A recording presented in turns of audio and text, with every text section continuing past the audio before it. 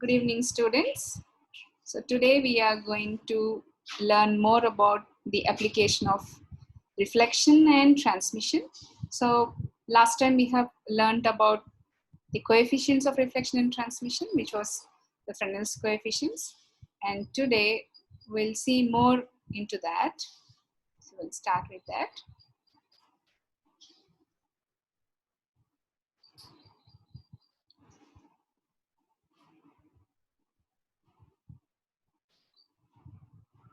So this was what we have learned, Brewster's angle. So you can see the Brewster's angle here. So for certain angle of incidence, you have a critical, you have the refraction as 90 degrees and you call it as a critical angle. And there was one relation like tan theta p is equal to n, and this is the phase where the beam is completely polarized. So for polarization, this Brewster's angle is very much important. So as you know it already, we don't want to go much into that, right? So today's topic is metallic reflection. So we have seen reflection in mirrors, how it's happening, whether it is partial reflection or complete reflection. And also we have seen the applications of reflections in terms of different types of mirrors applied in several places, like in the police department, in houses, or in the cameras, etc. So now we'll see a different kind of reflection, which we call it as metallic reflection. So by the term itself, metallic in the sense it's metal. From the metal, is there any reflection? So we know that metals are opaque in nature. That is, they reflect light.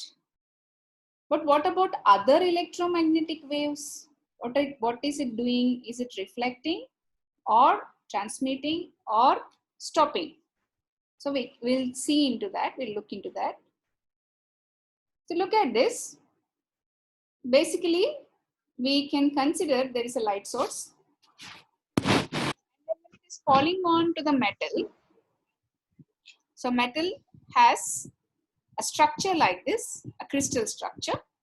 Because metal is very much ordered, we can expect several metals to be crystalline in nature.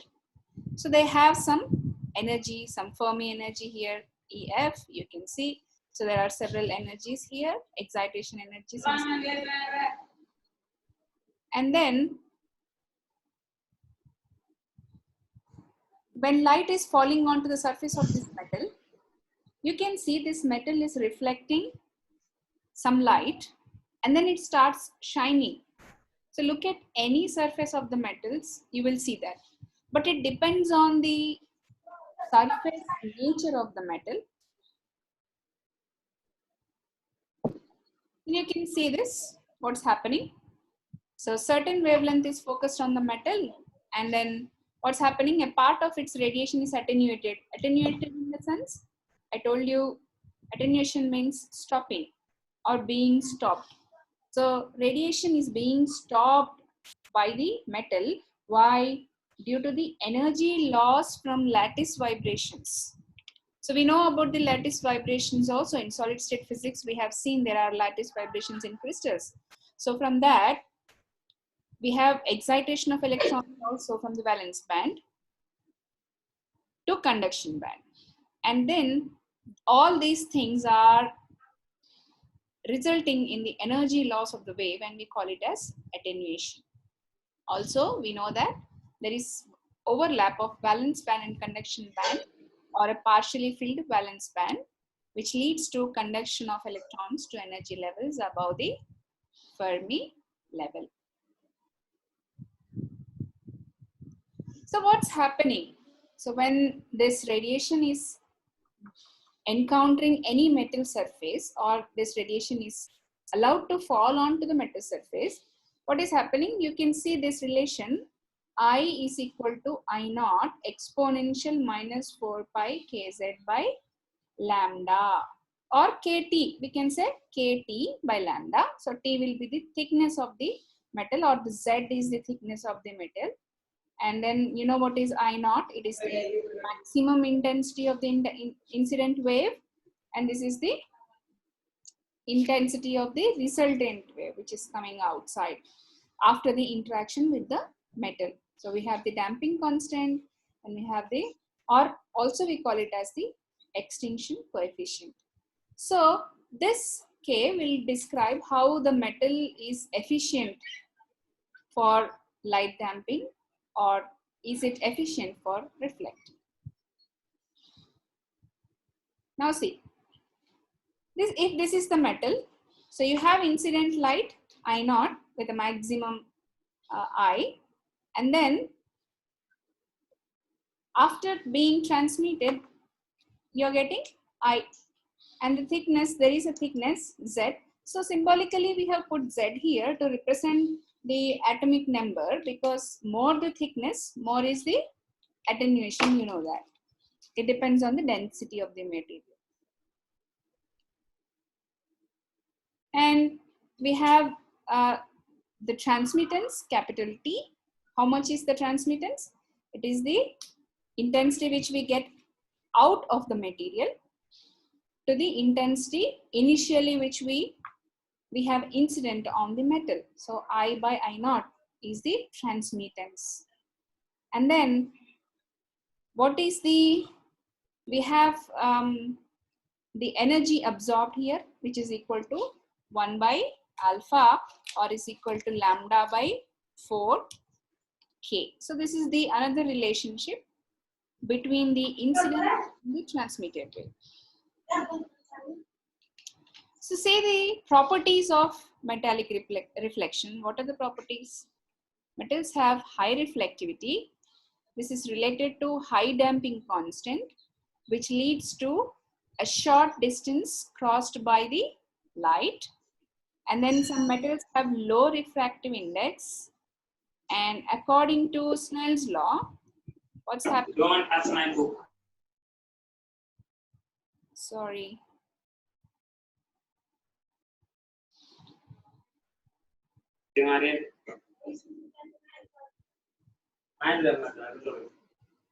Class. So what are the properties of metallic reflections? You can see the properties here, you can read here.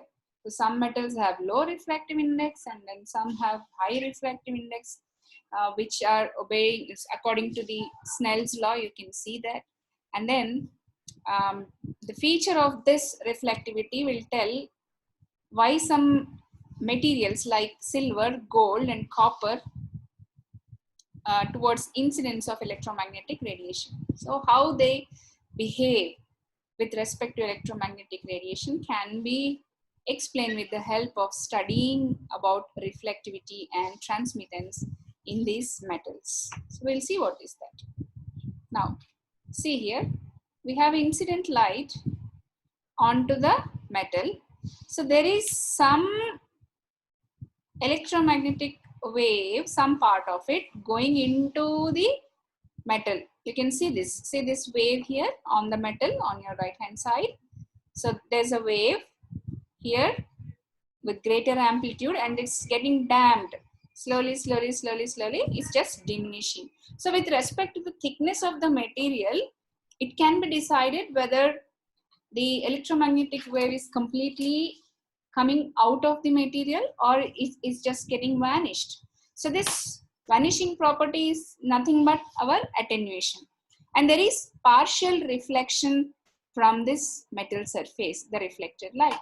And this value we can give like, so the reflectance R, the constant capital R, can be given by this value n minus 1 whole square plus k square by n plus 1 whole square plus k square.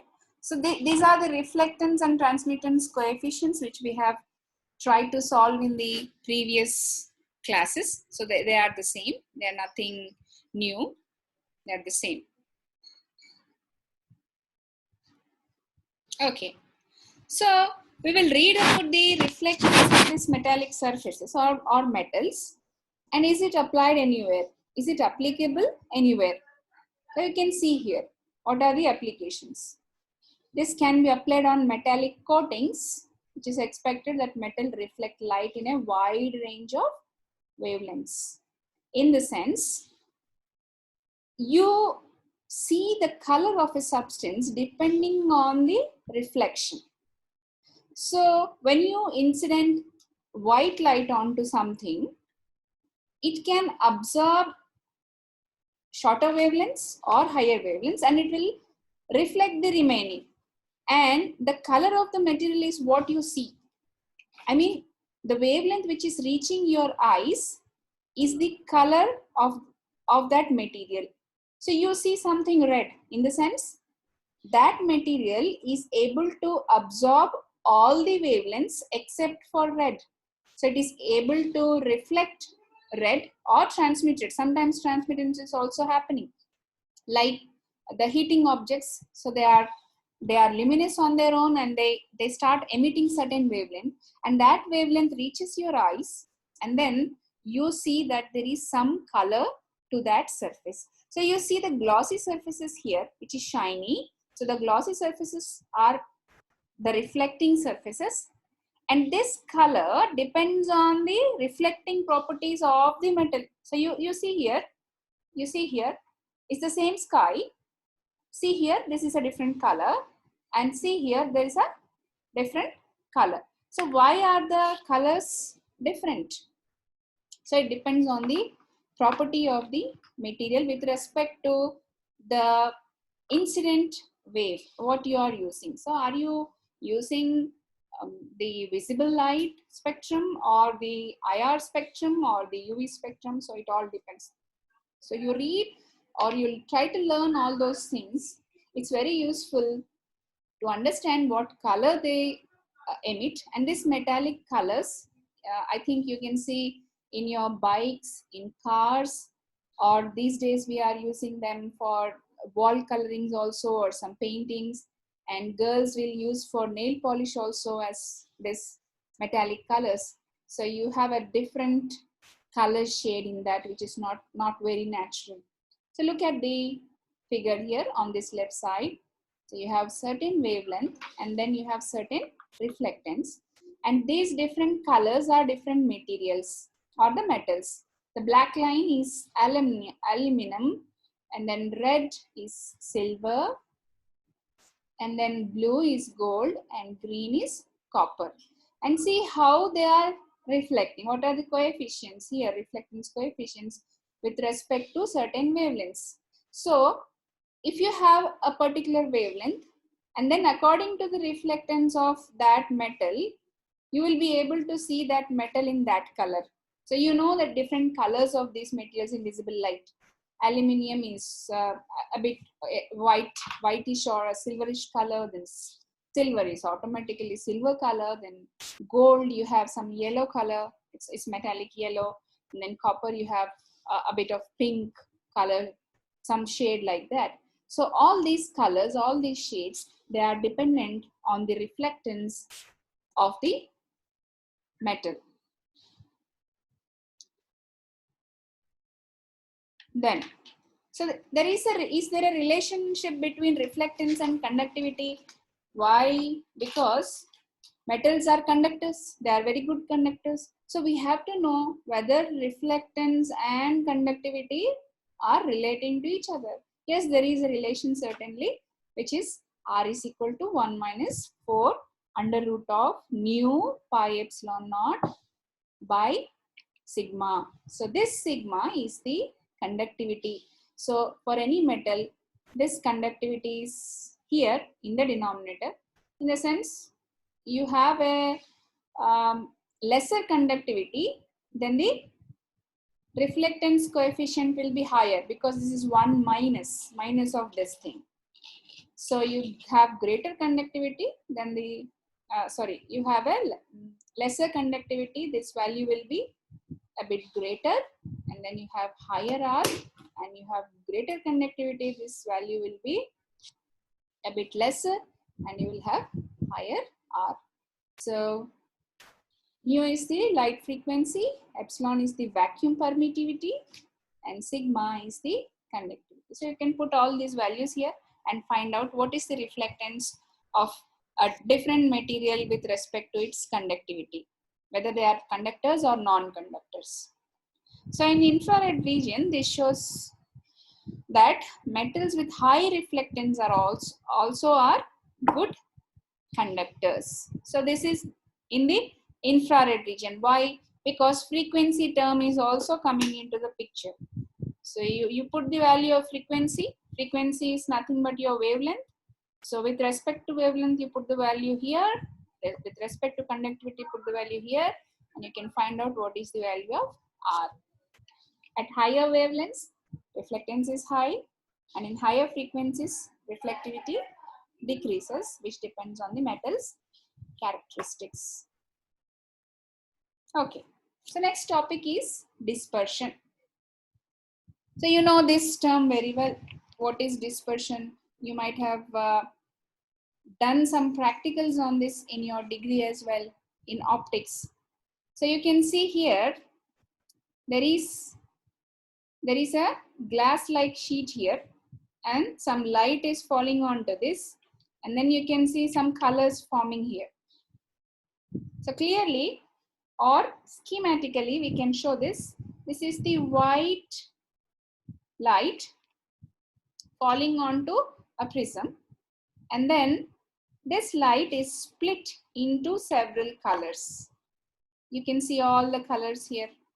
So we call them VIBGYOR, or the violet, indigo, blue, green, yellow, orange, red.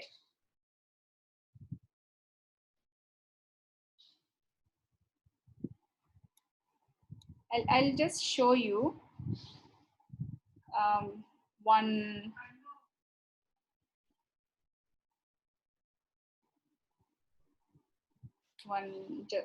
small GIF file. See this. Hope everybody is able to see this. See, white light is falling here onto the prism, and then what's happening? Why this is like a wave? You know, our electromagnetic waves, or the light is electromagnetic wave. So all these different wavelengths are going in the form of waves here, and they're coming out. So you can see how the split is happening. The split is small here, and then when it is coming out of the other surface, they are just broadening. It's going wide and wide. So look at the figure, and this figure is very, very clear. Now we'll come back to our PPT. So this is what is called as dispersion. So from the definition of dispersion, we can say splitting of light into its respective wavelengths is called as dispersion. And in that dispersion, we have two kinds of dispersion, namely normal and anomalous dispersion. So normal dispersion is the one which we saw. I showed you just now the prism, and when white light is falling onto the prism, it's coming out as 7 colors. So that's the normal dispersion. And then what is anomalous dispersion? So have you heard? No, I don't think anybody missed it. You remember this anomalous expansion of water? That is abnormal expansion of water. So even when the temperature is decreasing, what's happening?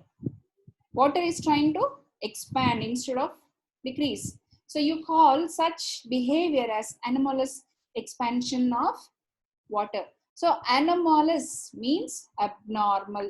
It's not normal. So we'll see what is that abnormality. So look at this image here. This range is the normal dispersion range. So look at the wave like this. It's going like this. So in this region, this dispersion obeys the Cauchy's formula. So you know the Cauchy's formula which you did in your optics. So this Cauchy's equation is being obeyed. So you can see this dotted line, which is the Cauchy's equation, and this small part is obeying the Cauchy's relationship, which we call it as normal dispersion. And then come here, actually the wave should go like this. But what's happening? Sorry, actually the graph should go like this. But what's happening? There is a large gap here. So there's a change. So change here, which is the absorption band, and the abnormal behavior here. See, so the dotted line should go like that, but the line went like this. So the abnormality started from this point and the abnormality was up to this point, and this region we call it as anomalous dispersion. So if there is absorption band for shorter wavelengths in our original dispersion, then you call that space as anomalous dispersion. So just see, look at this. In between two absorption bands, the index, what is the index? The refractive index always increases towards the shorter wavelength. So the dispersion increases as wavelength decreases. This is in the normal terms.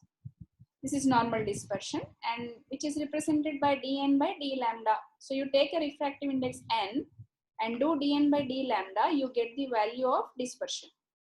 In the absorption band itself, the refractive index will decrease towards shorter wavelengths. Actually, towards shorter wavelengths, it has to increase, but towards shorter wavelengths, it is decreasing.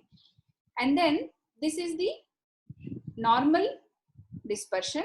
Whereas if the opposite happens, then you call it as anomalous dispersion. So you see the formula here, dn by d lambda, and check out what is happening with the dispersion. This is equal to omega, which is dispersion. So the dispersion should obey this law. And if something is not obeying this law and you are getting something else, then you call such type of dispersion as anomalous dispersion. So this is the end of our unit.